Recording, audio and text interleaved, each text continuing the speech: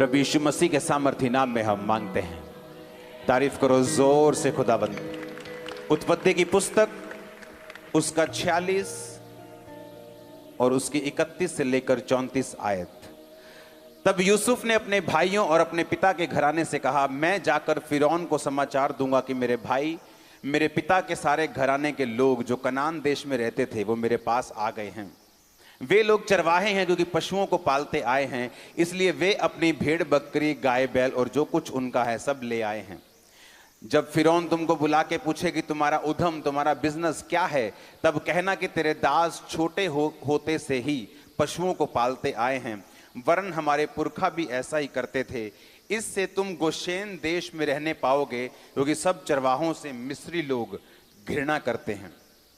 तब यूसुफ ने फिरौन के पास ये समाचार दिया कि मेरे पिता, भाई, भेड़ बकरियां, गाय बैल जो कुछ उनका है सब कनान देश से आ गया है और अभी वो गोशेन देश में है। उत्पत्ति 47 उसकी 5 से लेकर 6 आयत। तब फिरौन ने यूसुफ से कहा, तेरा पिता और तेरा भाई तेरे पास आ गए हैं, मिस्र देश तेरे सामने पड़ा है। इस देश का जो सबसे अच्छा भाग हो उसमें अपने पिता और भाइयों को बसा दे, अर्थात वो गोशेन ही देश में रहें।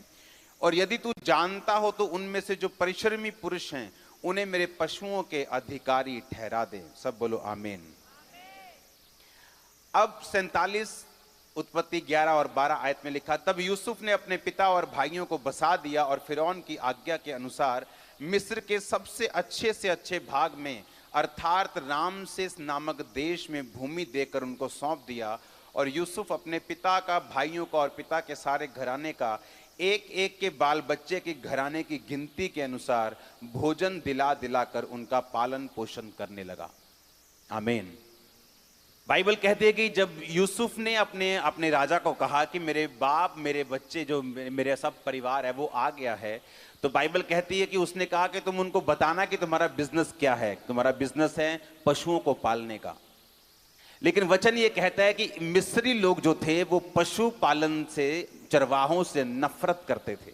लेकिन वचन ये कहता है कि उस नफरत के बावजूद भी उनको बेस्ट देश दिया गया, जहां पर गोशेन देश जो था वो पूरा ग्रीन था। मिस्र देश में एक ऐसी, अगर आप मिस्र देश में जाएंगे तो वो पूरा एक आपको रेगिस्तान की तरह नजर आएगा।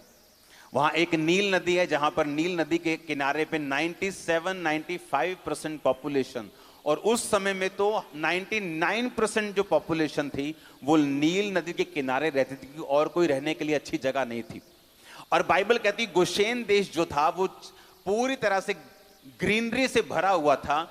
बावजूद इसके कि मिस्री लोग चरवाहों से घृणा करते थे, फिर भी उनको बेस्ट देश मिला। वही देश मिला जो उसका बेस्ट था, मिस्र का, बावजूद इसके कि वो उससे नफरत करते थे। रीजन क्या था इसका? नीति वचन 3 उसकी 3-4 में लिखा कि परमेश्वर की आज्ञाओं को अपने दिल में रखे रहना, अपनी हृदय रूपी पट्टियों पर लिखना, कृपा और सच्चाई को अलग मत करना, तो तू परमेश्वर और मनुष्य दोनों का अनुग्रह पाएगा। आप लोग परमेश्वर के कामों के लिए चुने गए हैं। बाइबल कहती आप लोगों को परमेश्वर ने अलग किया है। पौलुस कहता तुम दुनिया से, परमेश्वर ने तुमको अलग करके तुम्हें एक बाउंड्रीज के बीच में ठहरा दिया है। तुम स्वतंत्र तो हो, लेकिन वो सब काम नहीं कर सकते जो अन्य जाति लोग कर सकते हैं, क्योंकि परमेश्वर ने तुम्हें आजाद तो किया है, पर अपनी आजादी को पाप के लिए यूज नहीं करना। अब जब बाइबल कहती है कि वो कहानी शुरू होती है यूसुफ से, आप इमेजिन कर सकते हैं कि इतने बड़े फेवर का रीजन ये था कि यूसुफ ने पोतीफर की पत्नी के साथ सेक्स नहीं किया और वो पाप में नहीं गिरा। ये रीजन था उसका इतनी बड़ी ब्लेसिंग अपने लिए और अपने परिवार के लिए रखने का। जब पोतीफर की पत्नी ने उसको अपने साथ सोने के लिए बोला तो बाइबल कहती है उसने मना किया और कहा कि तेरे पति ने सब कुछ, सारा बिजनेस, सारा घर मेरे हाथ में कर दिया है, तो क्या ये सही होगा उसकी पत्नी पर भी हाथ डालना? और बाइबल कहती है उसने मना कर दिया। उसकी पत्नी ने जानबूझकर उसको इल्जाम लगवाकर उसको जेल भेजा, लेकिन बाइबल कहती जब वो जेल में था और सांकलों से बंधा हुआ था तो भी यहोवा का वचन उसे कसौटी के ऊपर कसता रहा। क्या आप इमेजिन कर सकते हैं एक शरीर का काम आप और आपके परिवार और जनरेशन के नाश होने का कारण बन सकता है, और उसी शरीर के काम से फ्री होना आपकी और आपके जनरेशन की ब्लेसिंग का कारण भी बन सकता है। हम क्या कहते हैं, सरकार बुरी है, या हम क्या कहते हैं, हाँ इकोनॉमी बुरी है, इकोनॉमी बैड हो गई, कोविड आ गया, अब उसके बाद यूक्रेन के साथ युद्ध छिड़ पड़ा है तो मेरा बिजनेस डाउन है। लेकिन बाइबल का वचन ये कहता है, मिस्री लोग जिन लोगों से घृणा करते थे, क्यों घृणा करते थे? मिस्र कहां से निकला? कनान से निकला था। कनान कहां से निकला? वो नूह के तीसरे बेटे से निकला था, जिसने अपने बाप को नंगा देखा था, उससे निकला था मिस्र। और इसीलिए जो मिस्री लोग थे वो थे तो इजराइलियों के रिश्तेदार, लेकिन अलग हो चुके थे, दुश्मन बन चुके, जैसे भाई भाई का दुश्मन बन जाता है। और जो इजराइली थे वो ज्यादातर, जिस तरह एसाव और याकूब बाइबल कहती है कि भेड़ बकरी को चरवाही करने वाला बना, और एसाव धनुर्धारी बना, वो युद्ध करने वाला बना, शिकार खेलने वाला मनुष्य बना। तो इजराइली जो लोग थे वो चरवाहे थे।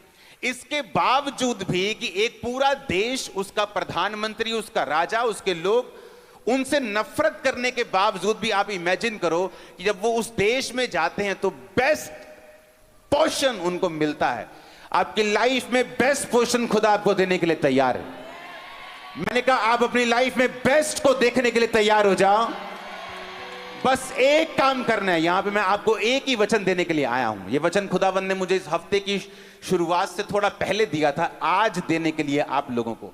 अगर आपने एक काम ये कर लिया, मैं आपको बताता हूं, इकोनॉमी बैड हो, इकोनॉमी वर्स्ट हो, आपका देश यूएसए हो, सोमालिया हो, नाइजीरिया हो, इंडिया हो, कोई फर्क नहीं पड़ने वाला। आप बेस्ट हिस्से में रहेंगे इन जीसस नेम। आमीन। मुझे ऊंचे वाला चाहिए चर्च। हालेलुया। अब उसने जब मना किया कि मैं इस शरीर के काम को नहीं करूंगा और मैं आत्मा के अनुसार चलूंगा, हालेलुया, और वहां से उसकी जर्नी जो है वो स्टार्ट होती है। जब वो अपने शरीर के काम को मना कर देता है और वहां से उसकी स्पिरिचुअल जर्नी स्टार्ट होती है।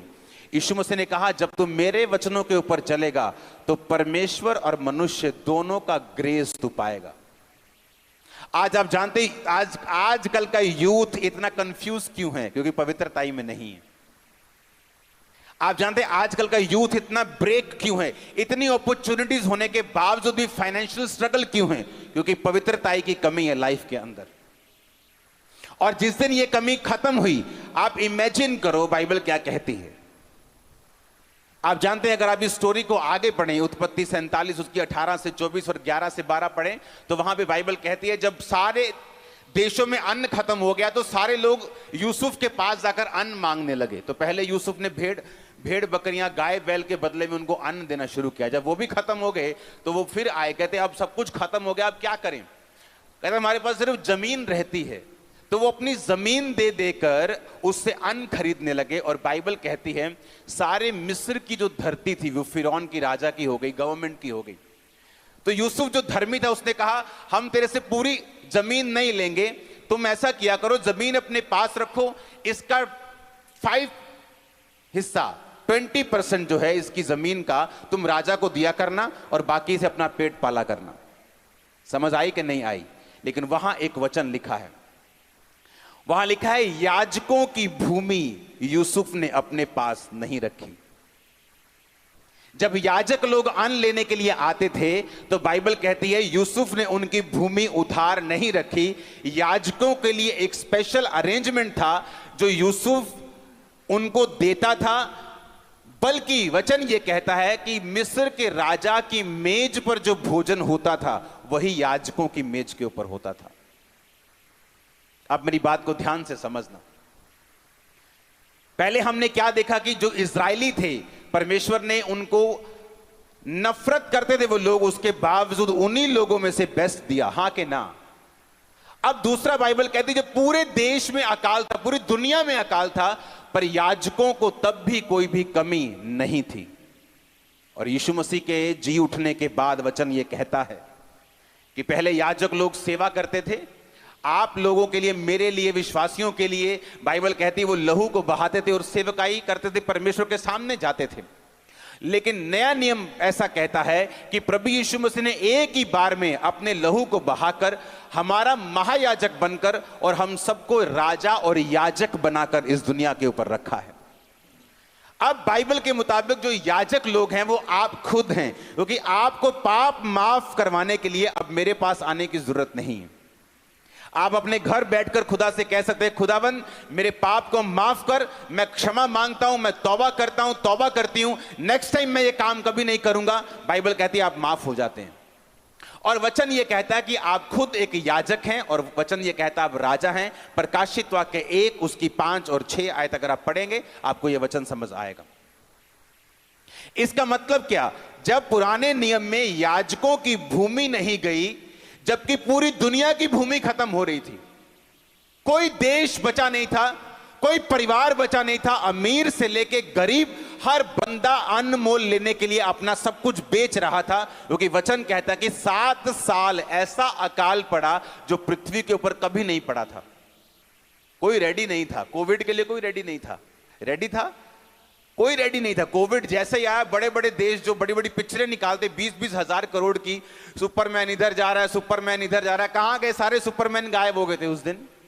कोई काम नहीं आया क्योंकि तैयारी नहीं थी। कोविड की कोई तैयारी, अकाल की कोई तैयारी नहीं थी। बड़े से लेके छोटी कंपनी, बड़े से लेके छोटा परिवार, सब इफेक्टेड हो चुके थे, सबकी जमीन खत्म हो चुकी थी सिवाय याजकों के। और वचन क्या कहता है? तुम एक याजक हो। इसका मतलब पता क्या है? कि लाइफ में कुछ भी हो, आपके देश में कुछ भी हो, आपके सराउंडिंग कुछ भी हो, लेकिन आपका नुकसान खुदावंद कभी नहीं होने देगा अगर आप एक सच्चे याजक हैं तो। याजक क्या करते थे? बाइबल कहती है वो सेवा करते थे। आज दिखाओ मेरे को विश्वासी चर्च में जो सेवा करने वाले विश्वासी हैं। मैं आपको सिरदर्द वाले विश्वासी दिखा दूंगा फॉरेन ब्रांचेस में ज्यादा, जो अपने पास्टर्स को सिरदर्द ज्यादा देते हैं और सेवा कम करते हैं। लेकिन क्या इवेंजलिज्म करते हैं? कभी नहीं गए। क्या आप अपने पास्टर के साथ मिलकर गली गली जाते हैं सुसमाचार बांटने के लिए? बोलते हैं हम बिजी हैं। एक रिक्शा वाला से लेके एक इलन मस्क तक सब बिजी हैं, कोई फ्री नहीं। लेकिन जीसस ने कहा जब तुम मेरी सेवा करोगे मेरा पिता तुम्हारा आदर करेगा और तुम्हारा नुकसान नहीं होगा। किन लोगों के नुकसान हो रहे हैं? जो सेवा में नहीं। कौन लोग इफेक्ट हो रहे हैं? जो सेवकाई में नहीं, जो सिर्फ विश्वासी हैं, जस्ट चर्च जाकर ब्लेसिंग लेने की कोशिश करते हैं और यह नहीं मालूम कि अब बाइबल के मुताबिक तुम भी एक याजक हो और सेवा करने के लिए अपने परिवार समेत बुलाए गए हो। अपने पास्टर पर एहसान मत करो चर्च में जाके, क्योंकि तुम भी सेवकाई के लिए उसके साथ बुलाए गए हो। हालेलुया। और इसीलिए वचन कहता है कि याजकों की भूमि उसने मोल नहीं ली। उत्पत्ति 47 उसकी 18 से 24 आए, मैं 22 में पढ़ूंगा। पर याजकों की भूमि तो उसने ना मोल ली, क्योंकि याजकों के लिए फिरौन की ओर से नित्य भोजन का बंदोबस्त था। नित्य जो भोजन फिरौन उनको देता था वही वे खाते थे, इस कारण उनको अपनी भूमि बेचनी ना पड़ी। याजकों को अपनी भूमि बेचनी नहीं पड़ी। वो इस दुनिया की इकोनॉमी के इफेक्ट से आजाद थे। अगर आज आप फैसला करेंगे, पहला पवित्रताई में रहने का, दूसरा सेवा करने का, आप कुछ भी हो जाए, मैंने कहा कोई परमाणु हमला भी हो जाए, आप सेफ हैं यीशु के नाम। कोई ऐसा इकोनॉमिक इफेक्ट आपकी कंट्री पे आ जाए, लेकिन आप सेफ होंगे। और आप इमेजिन नहीं करेंगे, कोविड के दौरान मैंने चर्चिस को बंद होते देखा, सेवकाइयों को बंद होते देखा, बिजनेसेस को बंद होते देखा, चीजों को खत्म होते देखा, परिवारों को खत्म होते देखा। आप खामरा चर्च का इतिहास देख लो, उसके बाद हम 3 गुना 4 गुना 10 गुना शाइन किया हम। रीजन, क्योंकि जो खुदा, जो बाइबल का खुदा है वो मेरा खुदा है, आज भी वो जीवित है, वो मुर्दा नहीं है। लेकिन प्रॉब्लम यह है मैं सेवा में हूं कि नहीं, या मैं पवित्रताई में हूं या नहीं। बिना पवित्रताई के बाइबल कहती तुम परमेश्वर को देख भी नहीं सकते। तुम तो चर्च में माइक लेके गा रहे होंगे, लोगों को मालूम है तुम गा रहे हो, लेकिन अगर तुम पवित्रता में नहीं हो तो परमेश्वर को नहीं मालूम तुम गा रहे हो। वो पूछेगा भाई तुम कौन हो? बोले मैं गा रहा था। परमेश्वर कहा नहीं, मैंने तो देखा ही नहीं कभी तुम्हें गाते हुए। नहीं प्रभु, मैं तो वॉलंटियर बन के सबसे आगे था, लेकिन मैं तुम्हें जानता ही नहीं हूं, कौन हो तुम? उसने कहा पवित्र बन जिस तरह तेरा बुलाने वाला। और अगर तू पवित्रता में नहीं है, तू परमेश्वर को नहीं देख सकता, वचन कहता है। आप बोलेंगे मैं टाइडर हूं, कब दिया टाइड? मैं तो जानता ही नहीं, तू कौन है तू? आप बोलेंगे परमेश्वर तू मुझे जानता नहीं, हे कुकर्म करने वालों, मेरे सामने से दूर हट जाओ और लेफ्ट हैंड साइड चले जाओ, नरक में चले जाओ, जो तुम्हारे और तुम्हारे शैतान के दूतों के लिए तैयार किया गया। क्रिश्चियनिटी एक रियलिटी है, अगर इसे जिया जाए तो। आमीन। ये एक रियलिटी है। बाइबल कहती है उसने याजकों की भूमि मोल नहीं ली। क्यों नहीं मोल ली उसने याजकों की भूमि? बाइबल कहती परमेश्वर ने कहा मैं याजकों को बेस्ट तेल, बेस्ट दाख, बेस्ट दुनिया की सबसे उत्तम चीजें दूंगा, क्योंकि ये लोग मेरी सेवा में हैं।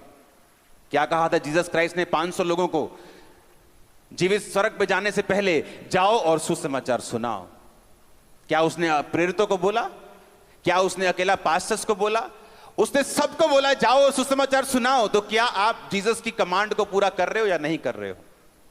अगर आप नहीं कर रहे हो तो आप सेवा में नहीं हो। अगर आप सेवा में नहीं हो, आप याजक की कुर्सी छोड़ चुके हो। अगर आप याजक की कुर्सी छोड़ चुके हो तो जो लोगों के साथ हो रहा है आपके साथ भी वही हो रहा है। आपके घरों में भी वही कलेश है, वही बीमारियां हैं, वही श्राप हैं और वही इकोनॉमिक ऑपरेशन और डिप्रेशन है, क्योंकि याजकों की भूमि मोल नहीं ली गई। बाइबल कहती है याजकों के लिए नित्य बंदोबस्त था उनके लिए। जब कोविड आया तो लोगों ने कहा कि अब देखते हैं चर्चिस कैसे चलती। लोग बंद हो गए आने चर्चिस में, चर्च खाली पड़ी है, 100 एकड़ की चर्च खाली पड़ी है। अब देखते हैं क्या करते हैं ये लोग। आप जानते परमेश्वर कई बार ऐसे समयों को आने देता है ताकि लोगों को बता सके मैं इसके साथ हूं। वो बता सके कि वो पुराना इज़राइल का परमेश्वर, वो यूसुफ का परमेश्वर, वो इसहाक का परमेश्वर, वो पतरस और पौलुस का परमेश्वर, वो आज भी जिंदा है। वो बातें करने वाला परमेश्वर नहीं है। आज तक मैंने इतनी चैरिटी लाइफ में नहीं की जो 2020 में कोविड के टाइम में हमने की। लाइफ में कभी नहीं की। एक दिन में 35 लाख का चावल, एक दिन में 12 लाख रुपए का चावल, एक दिन में ट्रक से ट्रक आते थे, कॉन्टिन्यूस राशन जाता था लोगों के घरों में। हालेलुया। कोविड में लोगों को जरूरत पड़ी लेकिन चर्च तैयार थी। आमीन। खुदावंद ने कहा याजकों की भूमि नहीं कहीं पे जाएगी।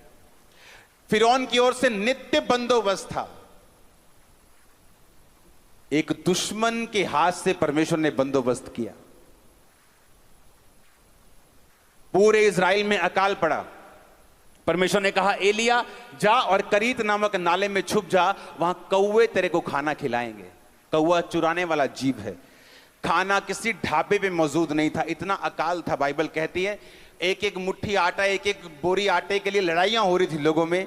खाना कहां मौजूद था? सिर्फ राजा की रसोई में। और बाइबल कहती एलिया मांस और रोटी रोज तब तक खाता था जब तक वो कौवों को बस ना कह दे कि बस, क्योंकि वो याजक था।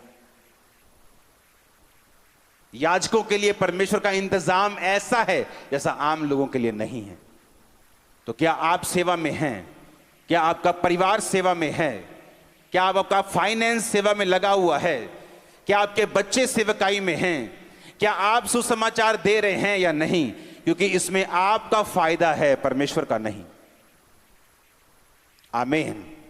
जो सेवा कर रहे हैं किसका फायदा है? उन लोगों का जो सेवा याजक बन के किसका फायदा हुआ? याजकों का फायदा हुआ कि उनको भूमि देनी नहीं पड़ी, परमेश्वर ने उनकी भूमि को बचा के रखा। हालेलुया। ऊंची आवाज में हालेलुया बोलो।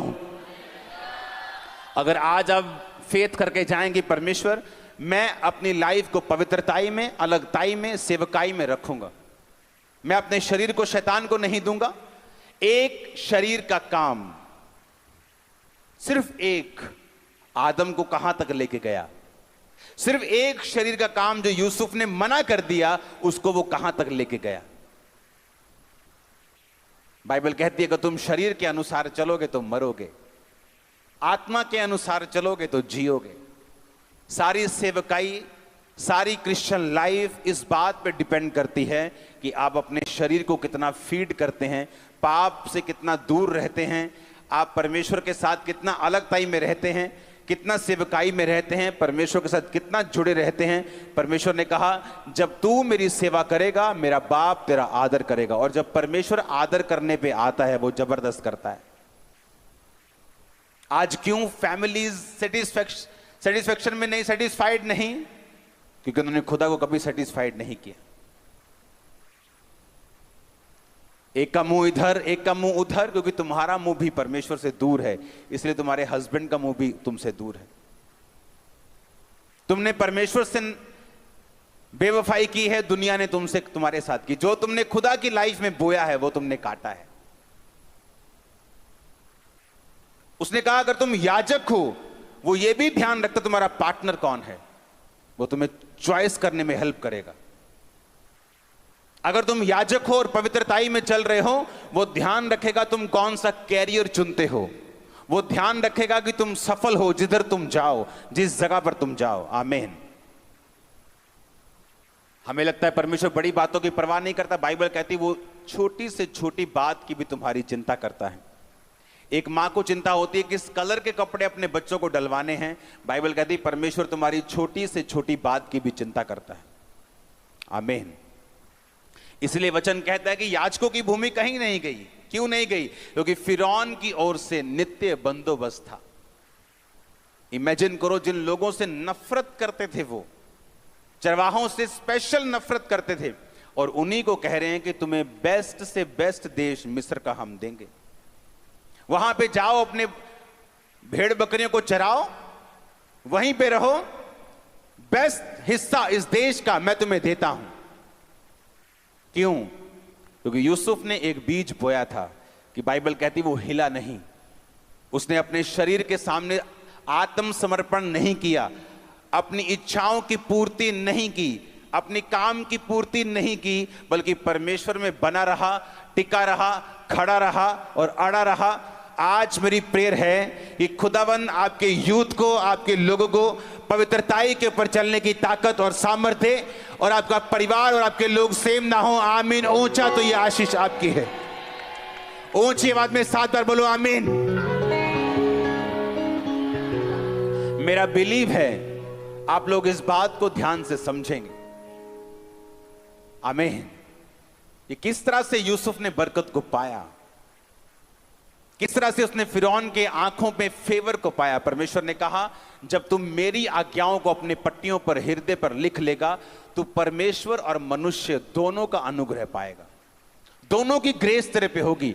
आदमियों की ग्रेस भी तू पाएगा, जिस तरह यूसुफ ने पाई। परमेश्वर की ग्रेस को पाया कि उसने दर्शन का मतलब समझाया, राजा को बताया कि क्या दर्शन का मतलब है, कि 7 साल बहुत फसल होगी, 7 साल अकाल के होंगे, इतने बड़े अकाल होगा वो कि 7 साल की फसल लोग भूल जाएंगे। ये परमेश्वर का ग्रेस था उसके ऊपर, कि कोई जादू टोना करने वाला, कोई किसी भी तरह का कोई पंडित, बाइबल कहती है, उनको ये इस बात का मतलब बता नहीं सका जो यूसुफ ने बताया। ये परमेश्वर का ग्रेस था उसके ऊपर। और उसके बाद मिस्र के राजा ने, फिरौन ने कहा, जब तेरे माँ बाप भाई बहन यहां आ जाएं, तो मैं उनको बेस्ट से बेस्ट मिस्र का देश दूंगा। बाइबल कहती है ये परमेश्वर का नहीं, ये इंसान का अनुग्रह था उसके ऊपर। नीति वचन 3 उसकी 3-4 अगर है तो उसको निकालेंगे अपनी स्क्रीन के ऊपर। उसमें स्पेशल लिखा कि परमेश्वर का कि कृपा और सच्चाई तुझसे अलग ना होने पाए, वरन उनको अपने गले का हार बनाकर अपनी हृदय रूपी पट्टियों पर लिखना, तो तू परमेश्वर और मनुष्य दोनों का अनुग्रह पाएगा और तू अति बुद्धिमान होगा। आमीन। आपको ग्रेस चाहिए अगर आप बाहर निकलते हैं तो, अपने बिजनेस प्लेस में, अपनी जॉब, अपने कैरियर में, अपनी पढ़ाई में, अपने परिवार में आपको ग्रेस चाहिए, खुदाबंद की भी और इंसान की भी। आमीन। और परमेश्वर ने कहा है अगर तू मेरी आज्ञाओं को अपने हृदय पर लिख लेगा तो तू ग्रेस को पाएगा, मनुष्य का भी और परमेश्वर का भी। हालेलुया। मेरा बिलीव है कि आप लोग पवित्रताई के वचन को बड़े सीरियसली लेंगे और अपनी लाइफ से उन कमियों को, उन त्रुटियों को दूर करेंगे जो परमेश्वर ने रखी हैं कि आपकी लाइफ में ना हो। और हमें लगता है ये छोटा सा काम है, ये तो छोटा सा काम है, इससे क्या हो जाएगा, ये मेरी छोटी सी कमी है मेरी लाइफ की। बाइबल कहती है एसाव ने एक बार के भोजन के बदले में अपने पहलौठे होने के अधिकार को बेच दिया। इसलिए आज आप बोलते हो अब्राहम इसहाक याकूब का परमेश्वर, नहीं तो हम ये कह रहे होते अब्राहम इसहाक एसाव का परमेश्वर। जब दाऊद के घर में मसा करने के लिए नबी गया तो वो दाऊद नहीं था जिस पे परमेश्वर की योजना थी, आपको मालूम होना चाहिए। वो उसका बड़ा भाई था जिस पर परमेश्वर की योजना थी उसको राजा बनाने की। लेकिन वचन कहता है कि वो अयोग्य करार दिया गया। किसी को भी बिना परखे आप अयोग्य करार नहीं देते। आपका स्कूल आपको फेल, आपको ये नहीं कहता कि तू 10th में नहीं जा सकता जब तक वो आपके पेपर ना ले। तो इसका मतलब परमेश्वर ने उनके टेस्ट लिए और उनको भी मालूम नहीं था कि उनका टेस्ट हो रहा है। हालेलुया। उनको मालूम नहीं था उनका टेस्ट हो रहा है, लेकिन जब वो सामने गए परमेश्वर ने कहा मैं इसे अयोग्य करार देता हूं। सेकंड अयोग्य, थर्ड अयोग्य, सब आ गए, हाँ सब आ गए, लेकिन एक रह गया जो जंगल में रहता है, भेड़ बकरियों को चराता है। जब वो आया परमेश्वर ने कहा यही है, इसे मसा कर। और इसलिए वचन कहता है मैं तेरे भाइयों के मध्य में मैंने तेरा अभिषेक किया। आमीन। एक ही घर में दो भाई हो सकते हैं, एक शरीर के अनुसार चलने वाला और एक आत्मा के अनुसार चलने वाला। दोनों की लाइफ अब सेम हो सकती है लेकिन फ्यूचर में सेम नहीं होगी। स्पिरिचुअल चीजों का महत्व है, स्पिरिचुअल चीजों की वैल्यू है। आज एक शारीरिक इंसान और एक आत्मिक इंसान, दोनों का रिजल्ट, दोनों की पोजीशन सेम लग सकती है लेकिन फ्यूचर में ऐसा नहीं होगा। आमीन। मैं अपने दोस्त से मिला, मेरी वाइफ मेरे साथ थी थोड़े दिन पहले। मैं उस जगह से निकल रहा था, मैंने उसको फोन किया, मैंने कहाँ है तू? तो अपनी शॉप पे ही है। कहता हाँ मैं शॉप में। कहा आजा बाहर, मैं तेरी वेट कर रहा हूं। ये मेरा वही दोस्त था जिसने मेरे साथ बपतिस्मा लिया था। हम दोनों एक्साइटेड थे परमेश्वर में आकर, क्योंकि मैं मेंटल अटैक से मैं फ्री हुआ था और वो मेरी हालत को जानता था। उसने मुझे एग्जैक्ट नशे में, मेंटल पोजीशन में देखा हुआ था। तो जब मैं परमेश्वर में गया और मुझे सुधार शुरू हुआ तो वो जानता था कि परमेश्वर ने मेरी जिंदगी में काम किया है। अब एक समय आया जब उसकी फैमिली और मेरी फैमिली दोनों विरोध करती थी।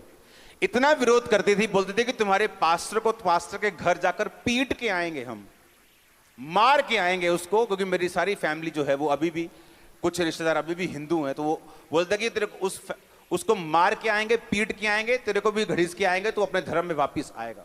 और चैलेंज करते थे मेरे को। उसकी फैमिली ने एक दिन उसको अपने पास बिठाया और बोला बेटा ना तो तेरी शादी करेंगे, ना तेरे को दुकान देंगे, ना तेरे को मकान में हिस्सा देंगे, तेरे छोटे भाई को सब कुछ दे देंगे। अगर तूने जीसस क्राइस्ट को नहीं छोड़ा, हमारी बात नहीं सुनी, तो तेरा पत्ता काट देंगे हम। और सेम प्रेशर मेरे ऊपर था कि तुझे बिजनेस करना है, तुझे टाइल्स का बिजनेस चलाना है, बहुत बड़ा बिजनेस था, तुझे ये काम करना है, तुझे ये क्रिश्चियन लोगों के पीछे नहीं जाना है। मेरा डिसीजन अलग था। मैंने सेवा का फैसला लिया, परमेश्वर के पीछे चला। उसका डिसीजन अलग हो गया और वो परमेश्वर से हट गया। उसकी मैरिज हो गई, उसको दुकान मिल गई, सब कुछ हो गया। जिस माँ ने, जिस बाप ने उसका विरोध किया, जिस भाई ने उसका विरोध किया, 1 साल में उसका भाई डूब के मर गया, पहाड़ों में गया। थोड़ी देर बाद माँ को टीबी हो गई, वो मर गई। उसके बाद उसका बाप मर गया। अब वो अकेला है, उसकी मैरिज खराब हो चुकी है, सब कुछ फिनिश हो चुका है लाइफ में। और आज जब हम दोनों मिलते हैं और जमीन आसमान का फर्क लगता है। और एक समय हमने इकट्ठे शुरुआत की थी, और ज्यादा लंबा समय नहीं मैं बोल रहा हूं, जस्ट 15 साल 16 साल की बात कर रहा हूं। शुरुआत आपकी सेम। आज एक शरीर में चलने वाला व्यक्ति और एक आत्मा में चलने वाला व्यक्ति जब डिसीजन लेते हैं, शरीर वाला और आत्मा वाला हो सकता है सेम पोजीशन पे लगे आपको लगे कोई फर्क नहीं है। शरीर में चलने वाला आपको ज्यादा ब्लेस लग सकता है, क्योंकि मुझे भी लगा कि उसकी शादी हो गई, उसको दुकान मिल गई, घर में कलेश खत्म हो गया। छोड़ो यार, परमेश्वर को क्या मानना, दिल में मान लेंगे परमेश्वर को। जो घर वाले जाते हैं, माथा टेक दो वहां जाके, क्या प्रॉब्लम है, कुछ नहीं। घर में कलेश थोड़ी रखना है अभी। इसलिए कि कैंसर का फोड़ा दर्द ना करे, जख्म दर्द ना करे, उसको ना निकलवाओ तो वो आपकी मौत का कारण बन सकता है। अगर उसको निकलवा दो, आज पेन हो सकती है लेकिन आप फ्री हो जाते हैं। यीशु मसीह ने कहा मेरा रास्ता तंग है, थोड़े जो इसे पाते हैं, लेकिन खुला रास्ता है, बहुत लोग उसमें जाएंगे। जो खुला रास्ता है, जहां कोई सिरदर्दी नहीं है, कोई विरोध नहीं है, जो मर्जी खाओ पियो, जहां मर्जी जाओ, जिस मर्जी पार्टी में जाओ, कोई तंग रास्ता नहीं, खुला एंजॉय करो लाइफ को। लेकिन जीसस ने कहा जो मेरा रास्ता है वो तंग रास्ता है, और थोड़े हैं जो इसे पाएंगे। लेकिन वचन ये भी कहता है मेरे मार्गों में उत्तम पदार्थ पाए जाते हैं। फिर जो क्रिश्चियन लोगों की लाइफ में होता है वो दूसरे लोग सोच भी नहीं सकते। आमीन। उनकी ब्लेसिंग्स, उनका कद जो परमेश्वर करता है, वो 10 जन्म लेकर भी, शरीर में रहकर भी उसको नहीं पा सकते। हालेलुया। लेकिन शुरुआत कहां से हुई? दोनों की शुरुआत एक सी लगती, शरीर वाला भी एक सा लगता है और स्पिरिट वाला भी एक सा लगता है। तब शरीर वाला हो सकता है ज्यादा आशीषित लगे कि इसको सारा कुछ मिल गया और मैं आत्मा में रह के इतनी डिफिकल्टी सहन कर रहा हूं, परिवार में रोज कलेश। आप इमेजिन करो, आप अपने घर में हो, आपकी माता और पिता से कोई बात नहीं होती। ऐसे चर्च में, जब मैं 50-60 लोग चर्च में आते थे तो मेरा भाई लिख के लगा देता था कि मेरा धर्म किसी की बुराई नहीं करता, लोगों को दिखाने के लिए। वो भी मेरा विरोधी हो गया था कि मेरा हिंदू धर्म किसी की बुराई नहीं करता, कि तेरा धर्म बुराइयां करता है, लेकिन मेरा लिख के कलीसिया के सामने टांग के जाता था वो। आज उसी चर्च में सेवा करता है मेरे बाप भी, मेरी माँ भी, मेरा भाई भी, उसकी पत्नी भी, उसकी बच्ची भी। हालेलुया। और जब परमेश्वर फिर लेके आता लोगों को घड़ीस के, जब उसके बेबी नहीं हुआ, शादी मेरे छोटे भाई की मुझसे पहले हुई, कहते इसने शादी नहीं करनी है, सेवा में चला गया, मेरी शादी करो, ये बंदा गलत है, मेरी शादी करो। शादी कर ली, बेबी नहीं हुआ। 1 साल, 2 साल, 3 साल, 4 साल, 7, 10 साल निकल गए। जब उसको वर्ड दिया मैंने परमेश्वर का, बेबी हुआ उसी साल। तो उसे मालूम हुआ कि ये फर्क है मुझ में और इसमें, कि इसने इतने साल परमेश्वर में लगाए हैं, ये फर्क है मुझ में और इसमें। इसने सेवा को नहीं छोड़ा, ये फर्क है इसमें और मुझ में। मेरी लाइफ को देखा गया, परखा गया। आपकी फैमिली कभी भी आपके प्रचार पे यकीन नहीं करती, याद रखना। आपकी फैमिली यकीन रखती है आपके लाइफ के रिजल्ट के ऊपर, जो आप दिखाते हैं बाय फोर्स बाय फायर। आमीन। वो आपके प्रचार को नहीं सुनती। मैंने अपने फादर को बैप्टाइज दिया, अपनी मदर को बैप्टिज्म दिया, अपने ब्रदर की वाइफ, मैंने अपने पूरे परिवार को बपतिस्मा दे चुका हूं। और आप इमेजिन करो, एक बार भी बैठकर ऐसे 1 सेकंड के लिए बाइबल खोलकर मैंने उन्हें कभी वचन नहीं बताया। जो सुनते चर्च से सुनते हैं और लाइफ देखते हैं मेरी घर पे, वो जीवन देखते हैं पवित्रताई का, अलगताई का, और रिजल्ट देखते हैं और रिजल्ट को सल्यूट करते हैं लोग। आपकी लाइफ में सुनो मेरी बात, पवित्रताई सुनो एक गुण नहीं है। पवित्रताई एक गुण नहीं है, सिर्फ एक गुण नहीं है, एक अच्छा एट्रीब्यूट एक नहीं है। पवित्रताई एक हथियार है आप लोगों के लिए। आप नहीं जानते, आपकी लाइफ का वर्स्ट अटैक जो शैतान ने किया है, आप होलीनेस से उसे खत्म कर सकते हो। वो आपके हस्बैंड पे हो, वो आपके फाइनेंस पे हो, वो आपके बच्चों पे हो, वो आपकी सेहत पे हो, वो आपके किसी भी चीज के ऊपर हो। पवित्रताई को मेंटेन कर लो, प्रेयर को मेंटेन कर लो, सेवा करनी शुरू कर दो, अटैक खत्म हो जाएगा, वो स्ट्रगल खत्म हो जाएगा। वो 40 साल पुराना रोग क्यों ना हो, वो 50 साल पुरानी आपकी फैमिली ट्रबल कर्स क्यों ना हो, अगर आप इन चीजों को फॉलो करना शुरू करेंगे, सब चेंज हो जाएगा। हालेलुया। आज मेरा वो दोस्त भी एग्री करता है मेरी बातों से कि तूने स्टैंड लिया इसलिए तू यहां पे है। मैं तेरी ब्लेसिंग के साथ मैच नहीं कर सकता हूं। कहता मैं 1% भी मैच नहीं कर पाता हूं तेरी ब्लेसिंग के साथ। वो खुद इकरार करता है, हम दोनों अभी भी दोस्त हैं, लेकिन उसे मालूम है कि मैंने एक फैसला लिया था, उसने भी एक फैसला लिया था परमेश्वर में ना चलने का, और मैंने चलने का। वो दिन मेरे दुख भरे थे, घर पे जाना, माँ से बात ना होना, बाप से बात ना होना, भाई से बात ना होना, लड़ाई होना, झगड़े होना, कोई इमोशनल अटैचमेंट सब खत्म हो गया था घर में। जीसस ने कहा जो कुछ तू मेरे लिए छोड़ देगा तू पाएगा, 100 गुना पाएगा। आज मेरा परिवार मेरे साथ ज्यादा अटैच होगा, मेरे भाई से भी। क्यों? उसका वचन पूरा हुआ। आमीन। लॉस एंजलिस में ये फर्स्ट मैं सीट डाल के जा रहा हूं। मेरा बिलीव है आप लोग सेवा में जाएंगे, मेरा बिलीव है सुसमाचार आप लोग देंगे, मेरा बिलीव है। आमीन।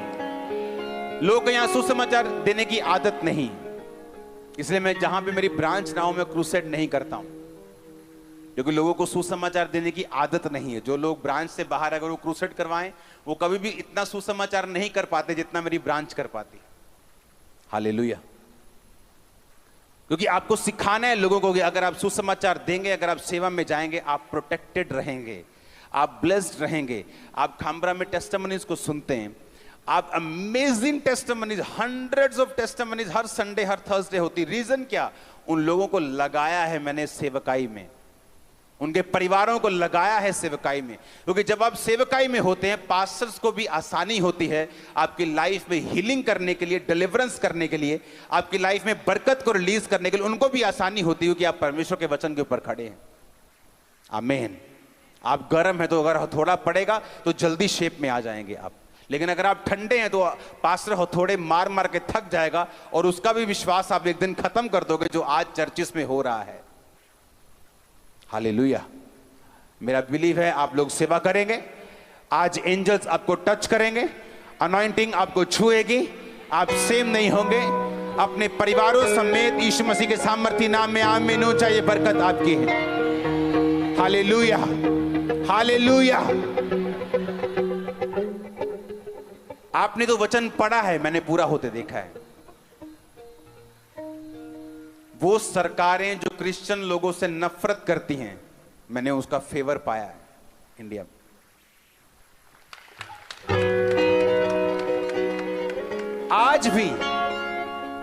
आज भी मैं आपको बता रहा हूं, यह वचन पूरा हो रहा है। वो लोग जो नफरत करते हैं, मिस्री बाइबल लिखा, मिस्री चरवाहों से घृणा, नफरत, देखते कैसी की तैसी मार दो इनको, और कहते कि जाओ बेस्ट तुम्हारा है, मेरे देश का बेस्ट हिस्सा मैं तुम्हें दूंगा। वो फेवर आप देखोगे इन जीसस नेम। होली स्पिरिट बता रहा है मेरे को।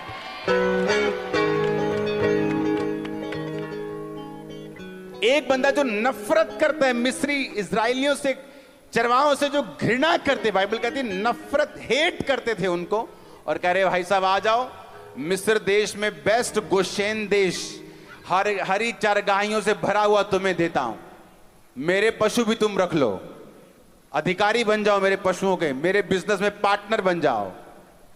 आपने अभी फेवर देखा नहीं, जब आता है आपका दुश्मन भी आप पे फेवर करके जाता है। बाइबल कहती है पूरे इजराइल में कहीं खाने की जगह नहीं थी, सिर्फ परमेश्वर को मालूम था खाना कहां है, राजा की रसोई में, और कौवे वहां से ला लाकर एलिया को खिलाते थे। और जो बाइबल की और पुस्तकें हैं, अगर आप स्टडी करेंगे, एलिया जब उस अकाल से बाहर आया तो अपने शरीर में मोटा हो चुका था, उसका वेट बढ़ चुका था। अकाल के टाइम पर भी परमेश्वर ने कहा मैं तुझे हंसमुख रखूंगा, यह वचन पूरा होता है। आमीन। लेकिन क्या हम सेवक हैं?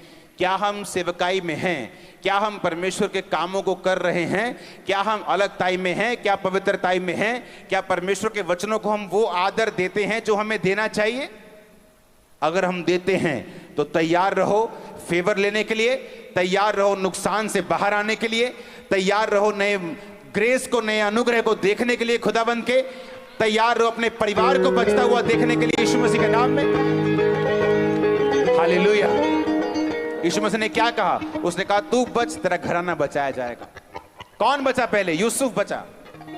उसने कहा अपने भाइयों को, कहता निराश मत होना, पछताना मत कि तुमने मुझे बेच दिया, तुमने मुझे बेचा नहीं, यहोवा ने मुझे आगे भेज दिया।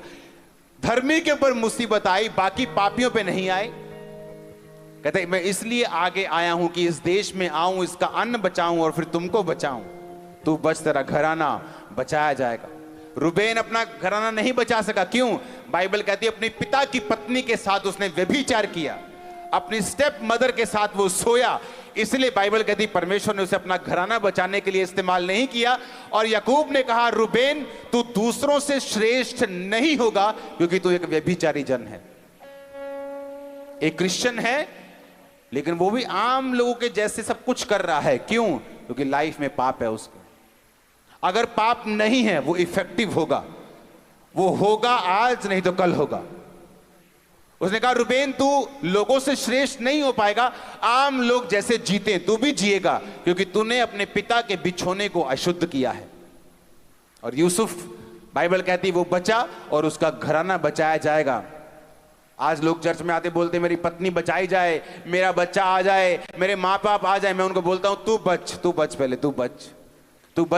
तू बच गया, तू अच्छी तरह से बच गया और बचा रहा, तेरी फैमिली तेरे पीछे आएगी। वचन कहता है 100% आएगी, 99.999 नहीं, 100% तेरा परिवार बचाया जाएगा। पॉसिबल नहीं, मैंने कहा पॉसिबल नहीं है कि तुम यीशु मसीह के अनुसार चलो और तुम्हारा घराना बचाया ना जाए। पॉसिबल नहीं। वो आएंगे, मैंने कहा वो खुदावंद लेके आएगा उनको। उसने वचन में लिखा तू बच, तेरा घराना बचाया जाएगा। आमीन। यूसुफ ने प्रेयर नहीं की खुदावंद मेरे घराने से मुझे मिला, बल्कि पाप से बच के रहा। अकेला था, इमोशनल डिस्टर्ब था, पाप कर सकता था, बहाना था उसके पास, लेकिन वचन कहता है वो परमेश्वर में रहा, अलगताई में रहा। अपने हाथों को उठाओ, थैंक यू जीसस। ऊंची आवाज में सब जन खड़े हो जाओ, अपने हाथों को उठाओ।